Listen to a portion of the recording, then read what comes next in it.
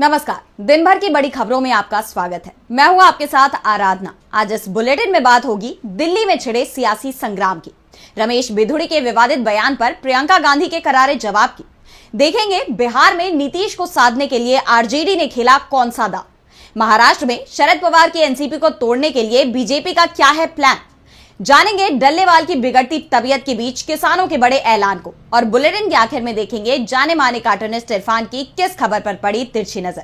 लेकिन दिन भर की तमाम बड़ी खबरों से पहले एक नजर आज की सुर्खियों पर। इलाहाबाद हाईकोर्ट ने संभल मस्जिद की सर्वे रिपोर्ट की सुनवाई पर लगाई रोक। 4 हफ्ते में सभी पक्षों से मांगा जवाब। सर्वे के खिलाफ मुस्लिम पक्ष ने डाली थी याचिका। वन नेशन वन इलेक्शन पर हुई जेपीसी की पहली बैठक। संबित पात्रा समेत कई सांसद 18,000 पन्नों की रिपोर्ट लेकर पहुंचे। प्रियंका गांधी ने चुनाव खर्च पर उठाए सवाल। पाकिस्तान से छिन सकती है चैंपियंस ट्रॉफी की मेजबानी। 3 स्टेडियमों का निर्माण नहीं हुआ पूरा, यूएई को मिल सकता है मौका। लाल निशान पर बंद हुआ शेयर बाजार। 50 अंकों की गिरावट के साथ 78,148 पर बंद हुआ सेंसेक्स। 18 अंकों की गिरावट के साथ 23,688 पर बंद हुआ निफ्टी। ये तो थी सुर्खियां। अब बात आज की सबसे बड़ी खबर की। तो दिल्ली में विधानसभा चुनाव से पहले सियासी सरगर्मियां काफी तेज हैं।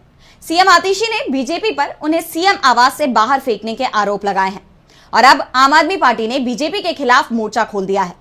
पार्टी नेता बीजेपी से पीएम आवास दिखाने की मांग कर रहे हैं।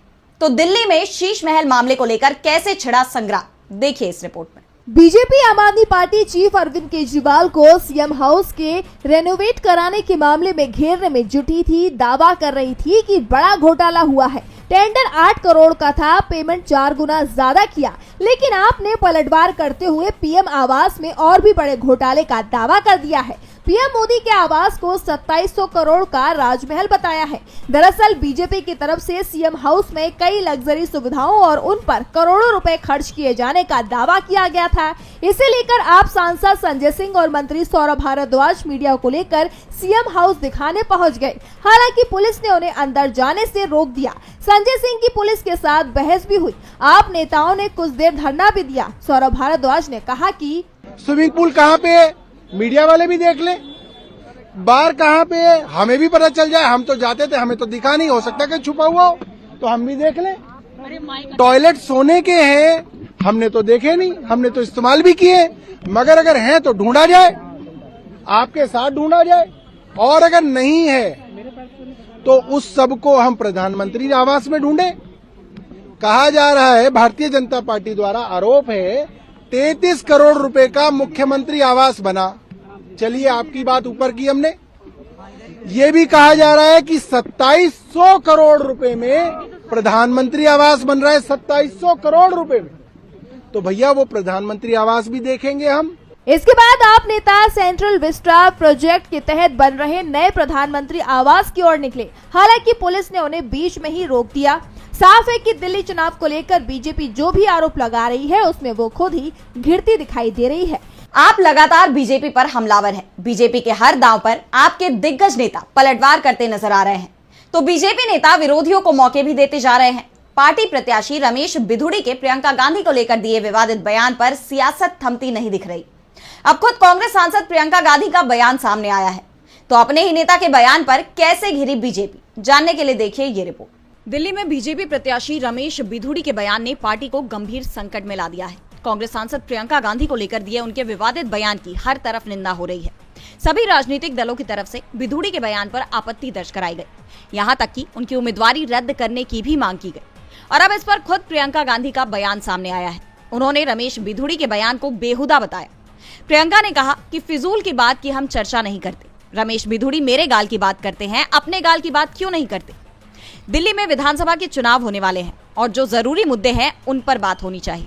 आपको बता दें कि कालका जी से बीजेपी प्रत्याशी रमेश बिधूड़ी ने हाल ही में एक कार्यक्रम में कहा था कि वो कालका जी की सड़कों को प्रियंका गांधी के गालों की तरह बना देंगे, जिसके बाद इस पर काफी बवाल हुआ और बिधूड़ी को बैकफुट पर आना पड़ा। उन्होंने अपने बयान के लिए खेद जताते हुए कहा कि मेरी मंशा किसी को अपमानित करने की नहीं थी।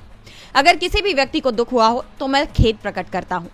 इसके बावजूद महिलाओं को लेकर बिधूड़ी के बयान नहीं थमे। अगले ही पल उन्होंने आम आदमी पार्टी की नेता और दिल्ली की मुख्यमंत्री आतिशी को लेकर आपत्तिजनक बयान दे दिया। बिधूड़ी ने कहा कि आतिशी मारलेना अब सिंह बन गई है। उन्होंने अपना पिता बदल लिया है।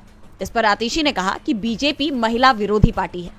साफ है बीजेपी के अपने ही नेता पार्टी के लिए परेशानी का सबब बन गए हैं। विधानसभा चुनाव की घोषणा से पहले आए बिधुड़ी के इस बयान की हर तरफ चर्चा हो रही है, लेकिन ये चर्चा बीजेपी के लिए बड़े नुकसान की वजह बन सकती है। ऐसे में सवाल तो ये भी उठ रहे हैं कि क्या बीजेपी बिधुड़ी का टिकट वापस लेगी। दिल्ली चुनाव से पहले बिधुड़ी के बयान ने बीजेपी के सामने बड़ी चुनौतियां खड़ी कर दी हैं, तो बिहार में भी बवाल थमता नहीं दिख रहा। नीतीश कुमार बीजेपी से नाराज है, लेकिन ये अपनी नाराजगी खुलकर जाहिर नहीं कर रहे। लालू यादव नीतीश को महागठबंधन में शामिल होने का न्योता दे रहे हैं, लेकिन तेजस्वी के तेवर तीखे हैं। इसी कड़ी में एक बार फिर तेजस्वी यादव ने नीतीश कुमार पर करारा तंज कसा है, जिसके बाद सवाल ये उठ रहे हैं कि क्या आरजेडी नीतीश को साधने के लिए नई रणनीति अपना रही है? क्या है पार्टी का प्लान? जानने के लिए देखिए ये रिपोर्ट। बिहार की राजनीति में इस वक्त क्या चल रहा है, ये समझ पाना मुश्किल ही नहीं नामुमकिन हो रहा है। इस असमंजस के बीच तेजस्वी यादव के एक ट्वीट ने सियासत को गरमा दिया है और कई नए सवाल खड़े कर दिए हैं। दरअसल तेजस्वी यादव ने अपने ट्वीट में नीतीश कुमार पर निशाना साधा। उन्होंने लिखा कि थके हुए मुख्यमंत्री ने रिटायर्ड अधिकारियों के साथ मिलकर बिहार के युवाओं की आशाओं को निराशाओं में बदल दिया है। विज्ञापनों के माध्यम से सैकड़ों करोड़ झूठे प्रचार में फूंक रहे हैं। बिहारियों के जीवन को आबाद करने की बजाय उसे बर्बाद कर दिया है। बिहार की प्रगति को दुर्गति की अग्नि में झोंक दिया है। बेसुध सरकार और उसके मुखिया के नेतृत्व में एक बरसात में ही सैकड़ों पुल पुलिया ढह जाते हैं। 2 दशक से हर प्रकार की परीक्षाएं, पेपर लीक और धांधली की भेंट चढ़ाई जा रही हैं। महंगाई हर घर हर परिवार को खा रही है। छोटे बड़े व्यवसायियों का व्यवसाय बर्बादी के कगार पर है। इनके शासन में गरीबी, बेरोजगारी, भ्रष्टाचार और पलायन में बिहार अव्वल है।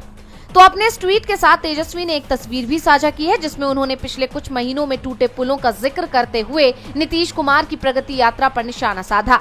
उन्होंने इस यात्रा को दुर्गति यात्रा बता दिया है। अब तेजस्वी के इस तंज ने सवाल खड़ा कर दिया है कि आखिर तेजस्वी के मन में चल क्या रहा है। एक तरफ आरजेडी नीतीश को साथ आने का न्योता दे रही है, तो वहीं दूसरी तरफ तेजस्वी हमलावर है। ऐसे में जानकारों ने इसे तेजस्वी की दोहरी रणनीति बताया है, जिससे नीतीश कुमार पर वो दबाव बना सके।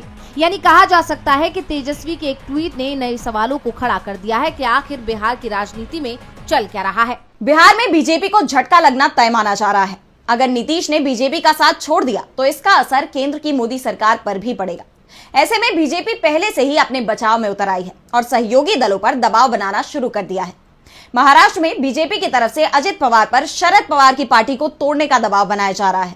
तो क्या है पूरी खबर, देखिए इस रिपोर्ट में। क्या एनडीए फिर से एकजुट हो रहा है या फिर उसमें एक और टूट हो रही है? महाराष्ट्र की सियासत में जो खबर चल रही है उसमें ईडी की सक्रियता बढ़ने की बात हो रही है। एनसीपी एसपी के विधायक रोहित पवार ने कहा कि एनडीए की तरफ से हमारे सांसदों से संपर्क किया गया है, लेकिन किसी ने भी जवाब नहीं दिया। सभी सांसद शरद पवार के साथ मजबूती से खड़े हैं और वे सभी जानते हैं कि उन्हें किन परिस्थितियों में चुना गया है। लोगों ने उन पर भरोसा दिखाया है और वे कहीं नहीं जाएंगे। तो वहीं जितेंद्र आभार ने कहा कि मैं दावे के साथ कहता हूं कि सांसदों को शरद पवार और सुप्रिया सुले को छोड़ने का प्रस्ताव मिल रहा है। अजित खेमे में शामिल होने के लिए कहा जा रहा है। आभार ने कहा कि एक तरफ तो वे कहते हैं कि शरद पवार उनके भगवान है और फिर शरद पवार की पार्टी को एक बार फिर तोड़ने की कोशिश भी करते हैं, लेकिन अब हमारी पार्टी के सांसद कहीं नहीं जा रहे हैं। तो दूसरी तरफ संजय राउत ने भी जितेंद्र आभार के दावे पर मुहर लगा दी है। उन्होंने कहा कि एनसीपी शरद पवार की पार्टी के सांसदों को तोड़ने की कोशिश कर रही है और इसके नेताओं को केंद्रीय मंत्रिमंडल में जगह देने का प्रलोभन दिया जा रहा है। राउत ने कहा कि प्रफुल्ल पटेल और सुनील तटकरे को शरद पवार के नेतृत्व वाले गुट में दल बदल कराने का काम सौंपा गया है। जब तक एनसीपी शरद पवार के नेतृत्व वाले धड़े से दल बदल नहीं करवा लेती, तब तक उसे केंद्र सरकार में कोई पद नहीं मिलेगा और मंत्री पद के लिए ही एनसीपी को तोड़ने की कोशिश हो रही है। वैसे दावा यह भी किया जा रहा है कि बीजेपी शरद पवार की पार्टी के कम से कम 6 सांसदों को तोड़कर लोकसभा में नीतीश कुमार और चंद्रबाबू नायडू पर जो निर्भरता है उसे खत्म करने की कोशिश में जुटी हुई है। साफ है बीजेपी को सत्ता की कमान खोने का डर सता रहा है और इसे बचाने के लिए ही वो इस तरह के दांव अपना रही है। लेकिन उसकी मुश्किलें यहीं खत्म नहीं होती। किसानों का आंदोलन भी बीजेपी के गले की फांस बन गया है। लगभग 1 साल से शंभू बॉर्डर पर किसान डेरा डाले हुए हैं। 44 दिन से किसान नेता डल्लेवाल अनशन पर बैठे हैं, लेकिन सरकार उनकी मांग मानने को तैयार नहीं है। ऐसे में किसानों ने एक और बड़ा ऐलान किया है, देखिए ये रिपोर्ट। पिछले 1.5 महीने से हरियाणा पंजाब के बॉर्डर पर अनशन कर रहे किसान नेता जगजीत सिंह डल्लेवाल की तबीयत लगातार खराब होती जा रही है। किसान नेताओं ने दावा किया है कि अब डल्लेवाल को बोलने में भी दिक्कत हो रही है, वो किसी से बात नहीं कर पा रहे हैं। वहीं किसानों ने केंद्र सरकार को अल्टीमेटम देते हुए कहा कि अगर डल्लेवाल को कुछ हुआ तो केंद्र सरकार हालात को संभाल नहीं पाएगी। किसान नेताओं ने 26 जनवरी को पूरे देश में ट्रैक्टर मार्च निकालने का ऐलान किया है। जल्दी इसको लेकर प्लान भी बनाया जाएगा। इसी के साथ किसान नेता सरवण सिंह पंडेर ने लोहड़ी के अवसर पर यानी कि 13 जनवरी को पूरे देश में नई कृषि मार्केटिंग पॉलिसी का ड्राफ्ट चलाने का ऐलान भी किया है। साथ ही 10 जनवरी को पीएम मोदी का पुतला जलाने का भी ऐलान किया है। पंडेर ने कहा कि नई कृषि मार्केटिंग पॉलिसी का ड्राफ्ट रद्द किए गए कृषि कानूनों का ही रूप है। पुराने ही नियमों को नए तरीके से लागू किया जा रहा है और किसान इसका विरोध कर रहे हैं। वहीं किसान नेता जगजीत सिंह डल्लेवाल की सेहत को लेकर कांग्रेस ने एक्स पर पोस्ट कर कहा, नरेंद्र मोदी को किसानों की बेबसी और परेशानी से कोई फर्क नहीं पड़ता है। देश के कृषि मंत्री भी पीएम मोदी की राह पर चलकर सरेआम झूठ बोल रहे हैं कि वे हर मंगलवार को किसानों से मिलते हैं। ये दिखाता है कि नरेंद्र मोदी और उनकी सरकार के मन में किसानों के लिए कोई हमदर्दी नहीं है। ऐसे में देखना होगा कि केंद्र में बैठी मोदी सरकार डल्लेवाल की मांगों पर सुनवाई करती है या फिर नहीं। अब सवाल ये है कि किसानों के आगे सरकार झुकेगी या कब तक किसान अड़े रहेंगे। सबकी नजरें मोदी सरकार पर टिकी हैं, तो नजरें सुप्रीम कोर्ट पर भी हैं। मोदी सरकार में चुनाव आयोग की निष्पक्षता सवालों के घेरे में आ गई है। चुनाव आयुक्तों की नियुक्ति का मामला तो सुप्रीम कोर्ट में है, जिस पर अब कोर्ट ने सुनवाई की तारीख भी तय कर दी है। तो कब होगी सुनवाई, देखिए इस रिपोर्ट में। इलेक्शन कमिश्नर्स की नियुक्ति से जुड़े कानून को चुनौती देने वाली याचिकाओं पर सुप्रीम कोर्ट से बड़ी अपडेट सामने आई है। सुप्रीम कोर्ट 4 फरवरी को इसकी सुनवाई करेगा। याचिकाकर्ताओं ने मामला कोर्ट में रखते हुए इस पर जल्द सुनवाई की मांग की थी। उन्होंने 18 फरवरी को chief election commissioner Rajeev Kumar के रिटायरमेंट का हवाला दिया था।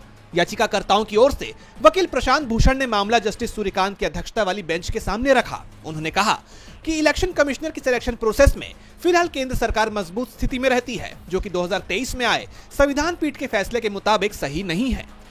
याचिकाकर्ताओं को जवाब देते हुए जस्टिस सूर्यकांत ने कहा कि जनवरी में पहले से कई मामले सुनवाई की सूची में हैं। बेहतर होगा कि वकील 3 फरवरी को उनके सामने दोबारा ये मामला रखें, ताकि 4 फरवरी को सुनवाई सुनिश्चित हो सके। सुप्रीम कोर्ट ने यह भी कहा कि मामला संसद से पारित कानून को चुनौती देने का है, इसलिए इसमें विस्तृत सुनवाई की जरूरत पड़ सकती है। दरअसल सुप्रीम कोर्ट में दाखिल याचिकाओं में मुख्य चुनाव आयुक्त और चुनाव आयुक्तों की सिलेक्शन प्रक्रिया में सुप्रीम कोर्ट के चीफ जस्टिस को भी शामिल करने की मांग की गई है। 2 मार्च 2023 को सुप्रीम कोर्ट की संविधान पीठ ने फैसला दिया था कि चुनाव आयुक्त का चयन चीफ जस्टिस, प्रधानमंत्री और नेता विपक्षी कमेटी को करना चाहिए, लेकिन सरकार ने नया कानून पास करते हुए इस कमेटी में चीफ जस्टिस को न रखते हुए पीएम की तरफ से नामित प्रतिनिधि को ही जगह दे दी है। अब देखना होगा कि 4 फरवरी को इस मामले में क्या सुनवाई होती है। कोर्ट 4 फरवरी को अपना फैसला सुना देगा। चुनाव आयुक्तों की नियुक्ति पर मोदी सरकार लगातार घिरती रही है, तो सवाल सरकार की नीतियों पर भी उठ रहे हैं। वैसे तो मोदी सरकार अपनी नीतियों का ढोल पीटती रहती है। अपने हर भाषण में पीएम मोदी बड़े बड़े दावे करते नजर आते हैं, लेकिन अब उनके दावों की सारी पोल खुल गई है। भारत की जीडीपी ग्रोथ के आंकड़ों ने मोदी सरकार पर गंभीर सवाल खड़े कर दिए हैं। अमीर गरीब के बीच बढ़ती खाई ने देश के विकास पर सवालिया निशान लगा दिया है। तो क्या खुलासा आया है सामने, देखिए इस रिपोर्ट में। मोदी सरकार के विकास के दावों पर पानी फिर गया है। देश के विकास के ताजा आंकड़े सरकार के दावों को साफ तौर पर झूठा बताते हैं। मीडिया रिपोर्ट्स के मुताबिक भारत में आय समानता 1950 से भी ज्यादा हो गई है, यानी अमीर और अमीर हो रहा है तो गरीब और भी ज्यादा गरीब होता जा रहा है। यानी मोदी सरकार की आर्थिक विकास की नीतियां केवल एक ही समूह के लोगों को फायदा पहुंचा रही है। इसके साथ ही ये भी साफ हो जाता है कि देश में सामाजिक और आर्थिक असमानताएं अब पहले से कहीं ज्यादा गहरी हो चुकी है। दरअसल सरकार ने जीडीपी का आंकड़ा जारी किया है, जिसके तहत अग्रिम अनुमानों के मुताबिक वित्त वर्ष 2024-25 में भारत का सकल घरेलू उत्पाद यानी जीडीपी 6.4% की दर से बढ़ने का अनुमान है, जो पिछले 4 साल का निचला स्तर है और वित्त वर्ष 2024 में दर्ज 8.2% की ग्रोथ से तेज गिरावट भी है। इसके साथ ही आरबीआई ने भी अपने अनुमान को पहले के 7.2% से घटाकर 6.6% कर दिया है। ये आंकड़े बेहद चौंकाने वाले हैं, क्योंकि जिस तरह से मोदी सरकार लगातार ये दावा कर रही है कि भारत दुनिया की ऊंचाइयों को छू रहा है, हकीकत उसके एकदम उलट है। भारत की ग्रोथ गिरती दिखाई दे रही है। ये सरकारी आंकड़े एक चुनौतीपूर्ण आर्थिक परिदृश्य की तरफ इशारा करते हैं। विपक्ष पहले से ही बढ़ती महंगाई और गरीबी को लेकर सरकार पर हमलावर है और अब इन आंकड़ों ने विपक्ष को एक और मौका दे दिया है। इन आंकड़ों पर कांग्रेस ने कहा कि मोदी सरकार द्वारा जारी किए गए आंकड़ों के मुताबिक वित्त वर्ष 2025 में सिर्फ 6.4% जीडीपी ग्रोथ का अनुमान है। हालात ये है कि कुछ ही हफ्तों में भारतीय अर्थव्यवस्था निचले स्तर पर आ गई है और महत्वपूर्ण भूमिका निभाने वाला मैन्युफैक्चरिंग सेक्टर उस तरह से नहीं बढ़ रहा है जैसे बढ़ना चाहिए। ऐसे में मोदी सरकार की मुश्किलें बढ़ती दिखाई दे रही हैं। और बुलेटिन के आखिर में देखेंगे जाने माने कार्टूनिस्ट इरफान की किस खबर पर पड़ी तिरछी नजर।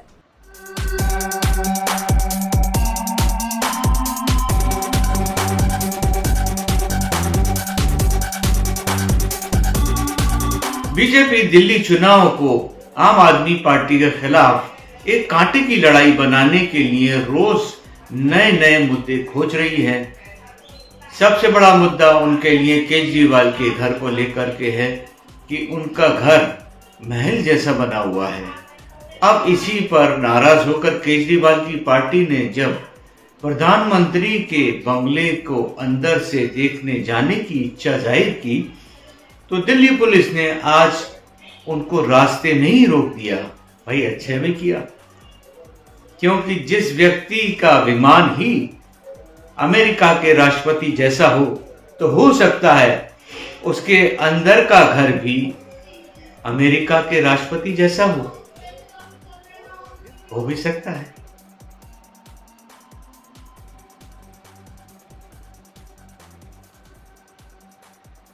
बहुत बहुत शुक्रिया इरफान जी। तो आज इस बुलेटिन में इतना ही। आप देखते रहिए डीवी लाइव। नमस्कार।